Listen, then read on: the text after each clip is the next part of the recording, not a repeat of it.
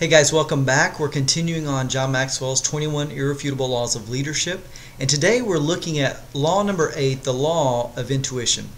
John says this: leaders evaluate everything with a leadership bias.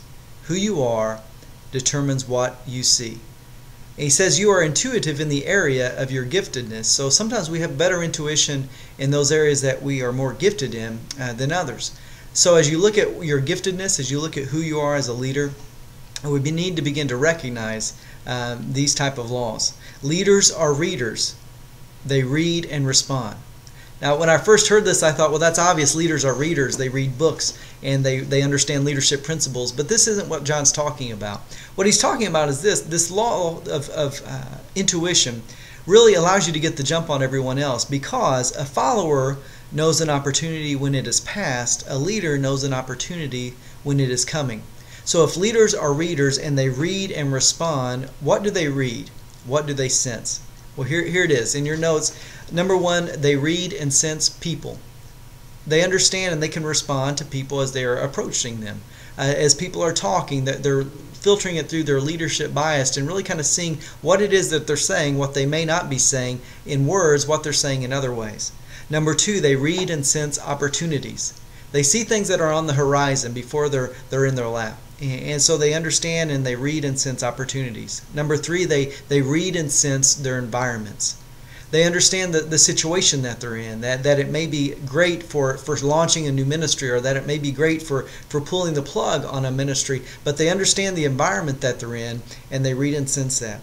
Number four, timing. Such a critical issue.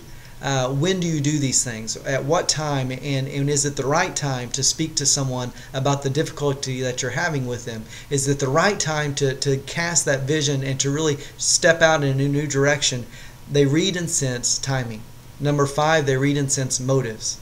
As you're working with people, you're going to see ulterior motives quickly begin to spring up. And as a leader, you need to understand how to read and sense those motives. Number six, they read and sense the future. What does the horizon hold for this ministry? What does the horizon hold for our direction? They understand these things. Number seven, they read and sense the placement of people. And number eight, they read and sense the process. So as you're looking at these things, leaders are readers, but they're not only reading books, they're reading and sensing all of these different areas, these 8 different areas in the law of intuition. Proverbs 29:4 says this: a leader of good judgment gives stability. An exploiting leader leaves a trail of waste. And so people often will say, well, then how do I become a better leader? How do I become more intuitive? And the greatest thing that John teaches, that I really believe in myself, is that if you want to become more intuitive in these areas, in the areas that you're maybe not as inclined to be intuitive in, because we understand that we are most intuitive in the areas of our giftedness. But since we're not all gifted in everything, how do we become more intuitive in these certain areas? And the greatest way that we can do that is to spend time with an intuitive leader. Find a leader who's ahead of you. Find a leader who is maybe in your circle. Maybe you have to go out to find them, but find someone who's intuitive so that you can learn from them. And don't ask how they do things. Ask what made them do those things. How were they thinking when they made that decision? In doing so, you're going to understand how it was that intuition played a part into the actions that they did. So the questions are this. 1, do I continue to get blindsided by people and events around me? Number 2, do others think ahead better than I do? Number 3, if so, who are they? And number 4, do I rely on others to help me with their intuitiveness?